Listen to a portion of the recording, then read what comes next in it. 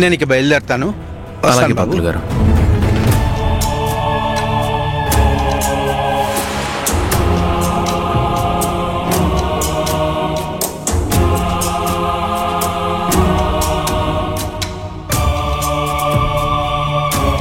పంతులు గారు దొరబాబు గురించి ఏదో చెప్పబోయి మాట దాటేశారు. ఎందుకై ఉంటుంది?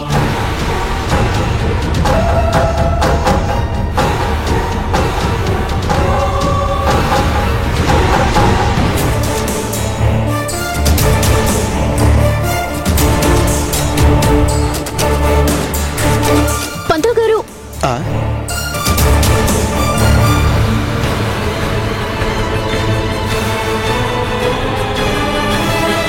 ఏంటమ్మా? నేనొకటి అడుగుతాను, మాట దాటకుండా చెప్పాలి పంతులు గారు. చెప్తాను, అడుగమ్మా. ఇందాక మా అత్తయ్య గారు కొడుకు జాతకం ఎలా ఉంది అని అడిగితే మీరు తడబడ్డారు కదా. ఉన్నది ఉన్నట్టు చెప్పకుండా మాట దాటేశారు.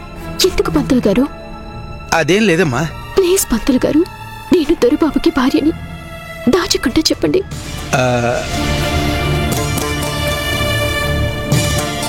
అబ్బాయికి గ్రహదోషం గురించి కదమ్మా.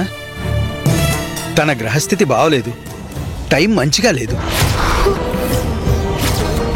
జాతకరీత్యా తనకు కొన్ని నష్టాలు జరిగే అవకాశాలు ఉన్నాయమ్మా.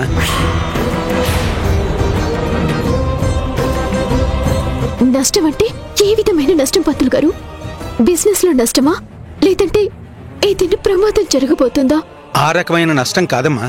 అబ్బాయికి ప్రాణప్రదమైనది దూరం అయ్యే సూచనలు కనిపిస్తున్నాయమ్మా.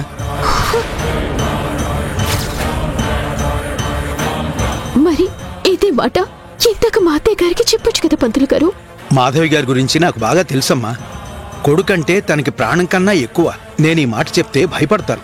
దోష నివారణ పూజలు చేయమంటారు.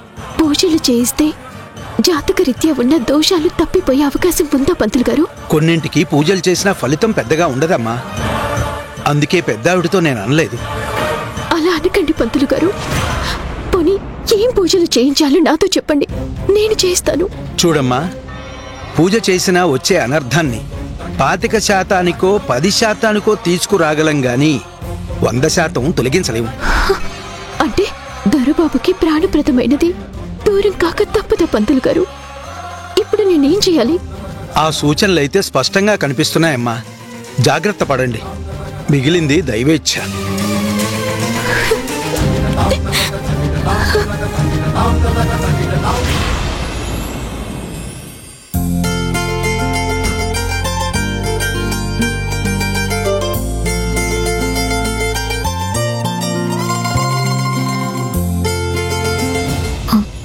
సారీ దొరబాబు.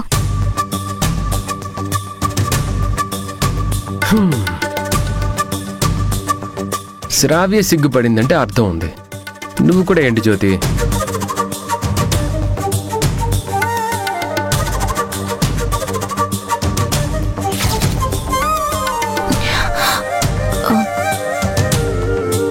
ఏంటి సిగ్గా? అది కాదు దొరబాబు, మిమ్మల్ని ఒకటి అడుగుదామని వచ్చాను. ఆలస్యం ఎందుకు? అడుగు. మీకు బాగా ఇష్టమైంది ఏంటో చెప్పరా? ముందు నువ్వు దగ్గరికి రా. దొరబాబు ప్లీజ్ చెప్పండి దొరబాబు, మీరు ప్రాణప్రదంగా ఇష్టపడేదేంటి? ఇప్పుడు ఎందుకది? అడుగుతున్నాను కదా, చెప్పండి దొరబాబు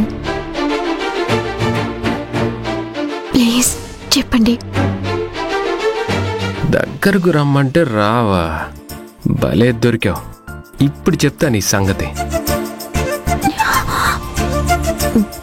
దొరబాబు వదిలండి.